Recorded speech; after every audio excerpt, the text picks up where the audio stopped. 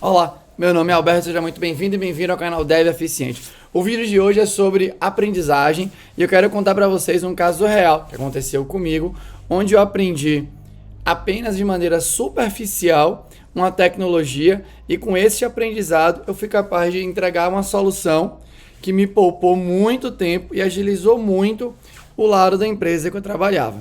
Beleza? Então, deixa eu contar rapidinho como é que era o caso aqui, né? Quando eu trabalhava na Kaelon, que hoje é só a Lura, né?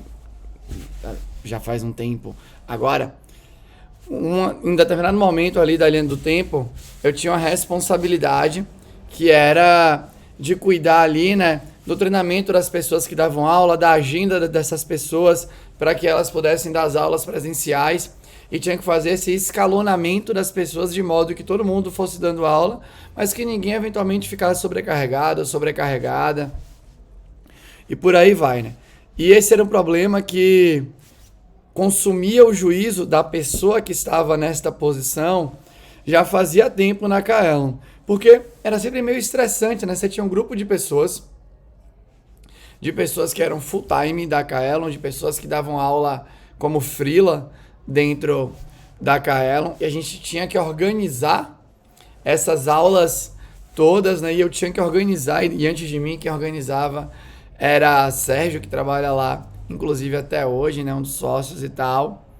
E quando chegou pra mim, né? Eu comecei fazendo do mesmo jeito que ele tinha entregado pra mim, e ele já contava pra mim, era engraçado que ele falava, velho, isso aqui dá trabalho, viu? Na hora que vai organizar aqui, você tem que olhar pra lá, olhar pra cá e ver se não foi pra um lado, ver se não pesou pro outro lado e tal. E eu comecei a fazer. Eu comecei a ter os mesmos problemas, obviamente, que ele já tinha me alertado ali, né? Gastava muito tempo. Várias vezes eu me perdia numa situação ou outra, né? Me passava que eu fazia de maneira que eu fazia manualmente. Até que teve um dia, eu lembro até hoje. Eu não lembro o ano, mas eu lembro que foi ali, era para montar a agenda do mês de outubro, se eu não me engano, setembro, outubro.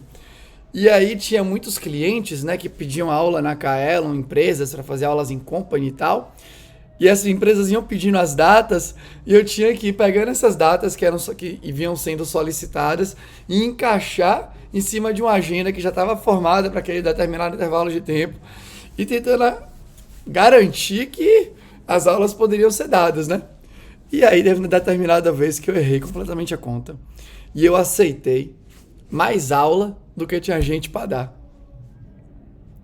E aí eu tive que pedir para todo mundo da empresa dar aula. Eu lembro até hoje que eu virei pra Sérgio e falei assim, olha, eu marquei errado aqui as aulas e eu vou precisar que você dê umas aulas aqui também, porque lascou. E aí eu fui lá dar aula, né, e ele foi, e várias pessoas foram dar aula, e muitas aulas, e aulas seguidas, e a gente tinha um combinado que não podia passar muito tempo viajando, e todo mundo passou tempo viajando. E aí eu falei assim, ó, quer saber de uma? Acabou. Não dá mais pra mim fazer isso manualmente. E aí, eu fiz uma primeira versão de sistema. Eu lembro até hoje que eu chamei de Dange. Eu fui no Google Translate, botei lá, né? Perigo, não sei o que. Fui botando em várias línguas. Eu não lembro que língua era essa, mas a palavra era escrita D-A-N-J-E. Eu chamei de Dange, que era esse perigo, né? E era um sistema super tosco que eu fiz, que tinha uma lógica minha, sem nenhuma sustentação teórica, para tentar, dado um conjunto de aulas, falar assim, putz, não vai dar certo, não vai dar certo e tal. E eu comecei a usar e, de certa forma, me ajudou um pouquinho, né? E aí, nesse meio tempo, as pessoas que entendiam muito mais de matemática do que eu, né? Assim, eu realmente sou... Eu me considero uma pessoa muito mais ignorante do que eu deveria quando se fala de matemática, né? Se eu tivesse um superpoder de voltar no tempo, com certeza, né, eu seria uma pessoa muito mais estudiosa lá atrás e isso ficaria muito mais atento às aulas de matemática, física, né, essas matérias que eu olho hoje, elas me interessam bastante putz, eu não lembro várias coisas que foram ensinadas lá atrás. E quando eu fiz faculdade também não foi tão pesado lá da matemática. Acho que se eu fosse escolher hoje uma faculdade de computação, eu escolheria uma faculdade de computação que me desse mais peso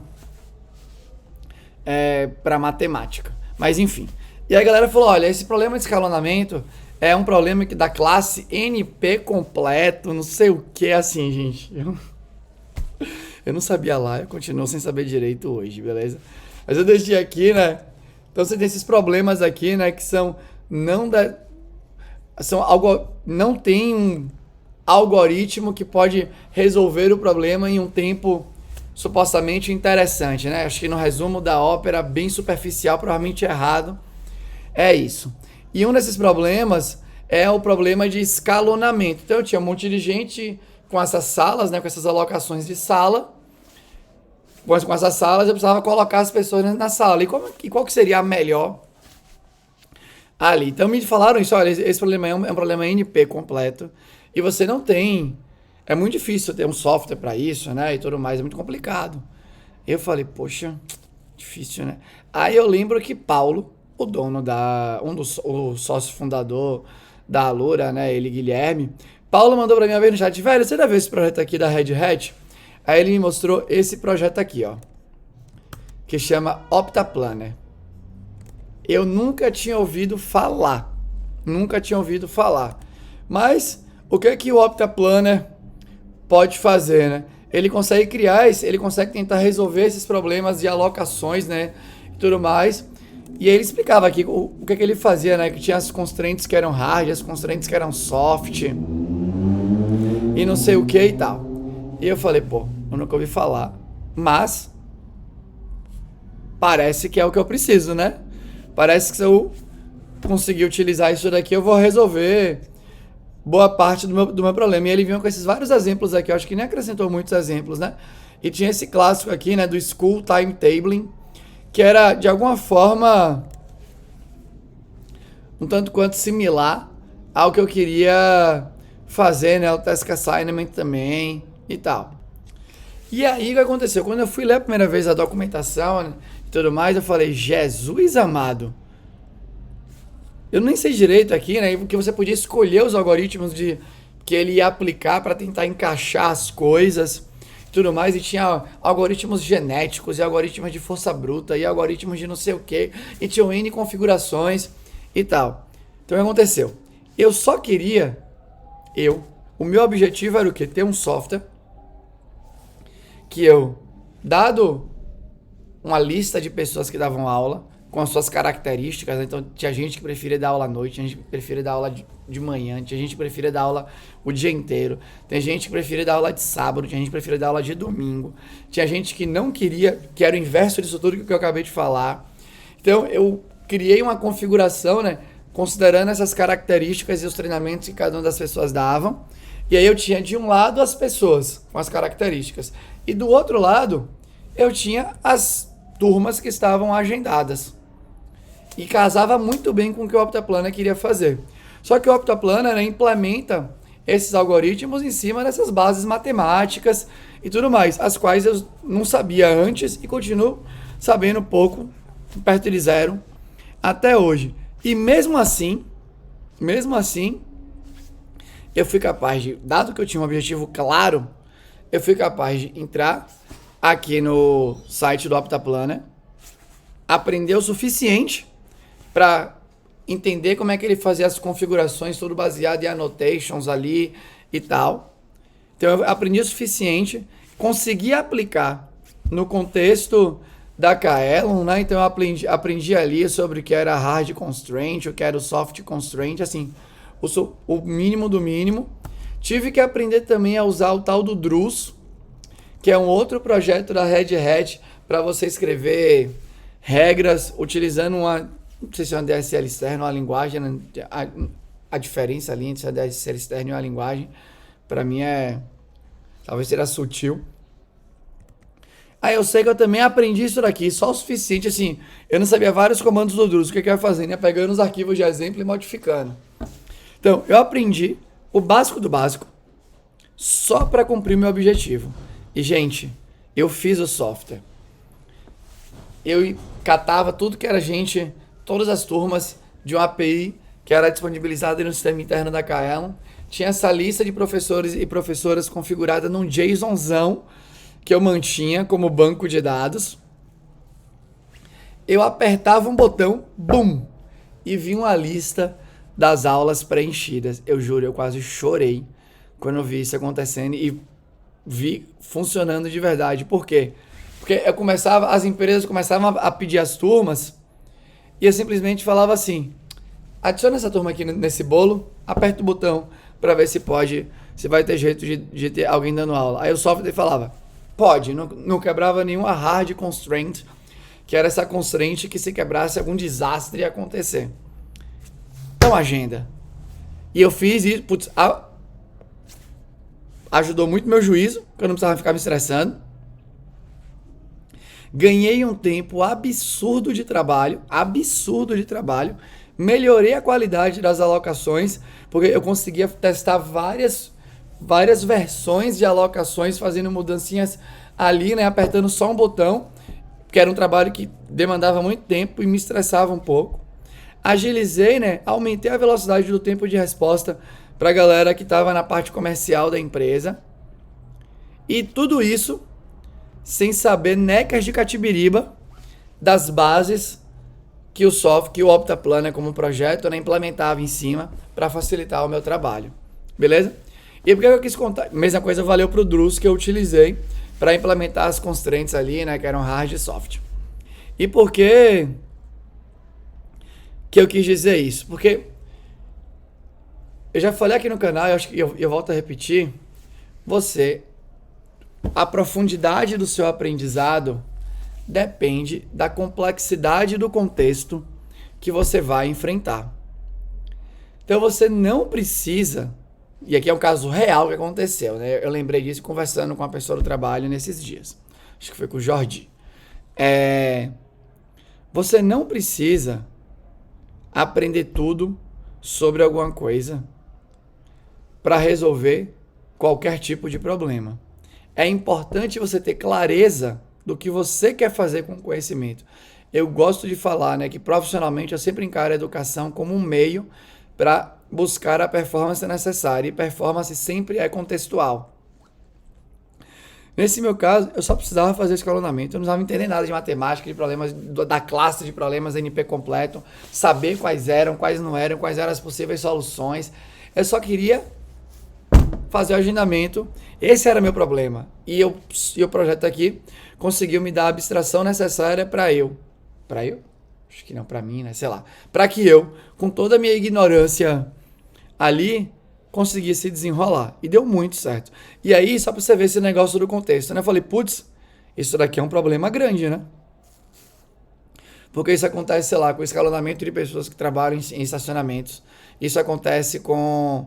Tinha grandes bancos, né, que tinham que dar cursos para as pessoas ao redor do Brasil e tinha que distribuir as pessoas entre os cursos do jeito que fosse na menor distância e não sei o que e tal. Então tem vários problemas de fato com isso daí, né? Tem aqui o vehicle routing ali, né, de você achar a melhor rota, não sei o que e tal, que me parece que também pode ser enquadrado nesse tipo de problema aqui. E eu falei, putz, será que dá para produtizar isso e levar para o mercado? E eu consegui 2, 3 contatos para fazer, né, para pegar a minha solução e apresentar. Eu lembro que essa empreitada eu fiz com um amigo meu, que chama Mário, que hoje trabalha na Elo7. Eu até busquei os e-mails aqui, né, e foi legal rever os e-mails que a gente mandou e tal. Eu busquei o site que eu tinha feito do nosso produto, que chamava Celerate. Só que o domínio foi comprado e eu fui lá no Web Archive e ele não, pelo menos eu não achei o registro ali do site, né. E a gente, putz, agendou reuniões e pegou protótipos para fazer, mas o que aconteceu? Aí faltou essa minha visão, né? Lá atrás, esse entendimento que eu acho que eu tenho hoje em dia sobre educação. Quando eu quis produtizar e levar para clientes, para propor soluções customizadas e não sei o que e tal, o que aconteceu? Eu dominava menos o contexto da pessoa do que eu dominava o contexto da Kaelon, e ao mesmo tempo eu não tinha a profundidade teórica necessária ali, né? Dado que o contexto tinha ficado mais complexo. Então a gente começou a apanhar muito, né? Falando por mim, eu comecei a apanhar muito do Optaplanner para conseguir fazer os ajustes necessários para resolver os problemas de escalonamento que eu estava me propondo a fazer protótipo ali, né? Pensa assim, eu consegui de fato 2 clientes para fazer protótipo, o que é muito legal.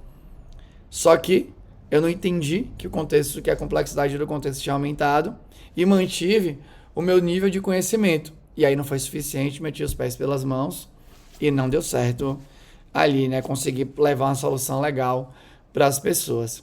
Então eu quis contar essa história para reforçar isso.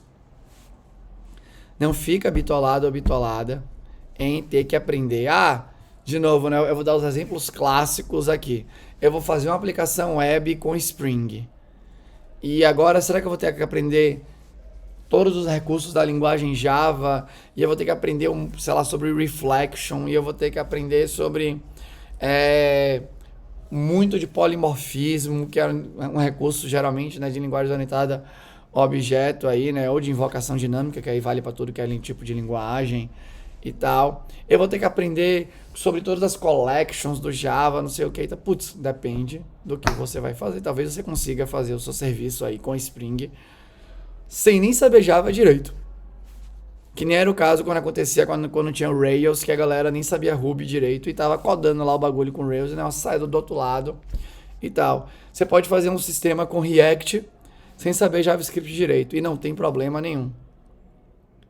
Se foi possível entregar o que você queria fazer, o que era necessário fazer, com o conhecimento que você tinha naquele momento, que era só do React em si, né? O JavaScript que você usava era porque você estava usando o React, não porque você estava entendendo direito o que estava acontecendo, tá tudo bem. É sempre importante lembrar que computação é uma dessas profissões que te permite caminhar pelas águas, navegar pelas águas do conhecimento, né? Em várias direções diferentes. Você pode vir sim construindo sua base e colocando um tijolinho em cima do outro para ter uma fundação sólida. É legal, obviamente, se você tiver a oportunidade e tal. Mas não tem nenhum problema você começar da casa pronta, sem saber como é que ela foi construída, e você só quer colocar uma portinha ali na casa e você só vai saber o suficiente para colocar a porta. Então, vou usar React sem saber JavaScript, que nem usava jQuery sem saber as coisas do JavaScript direito. E tá tudo bem. Beleza? Tá tudo bem se o contexto que você for enfrentar não for simples ou não for complexo o suficiente para te exigir mais do que você ter ali na hora. E de novo, né, eu quis trazer o caso porque teve um contexto que para mim foi suficiente e no outro contexto já não foi. Eu não enxerguei que não era. E aí, meti os pés pelas mãos. Então, obviamente, fique atento, atenta, quando esse contexto for ficando mais complexo para você ir aprofundando o seu nível de aprendizado em relação àquilo que você está utilizando. Beleza? Mas, bom, a história era essa. O resumo era que olhe para o contexto, para a complexidade do contexto e fique com essa coisa na cabeça, né, que você pode aprender para resolver aquela situação, não necessariamente resolver qualquer outra coisa que não esteja aparecendo ali naquele momento. E essa história aconteceu comigo de verdade, beleza? E que essa história aconteceu comigo de verdade e ela já vai preceder aqui, né? É um pouquinho de teaser também para uma nova tentativa de playlist que vai ter no canal, mas eu volto com novidades sobre isso aí nas próximas semanas, beleza?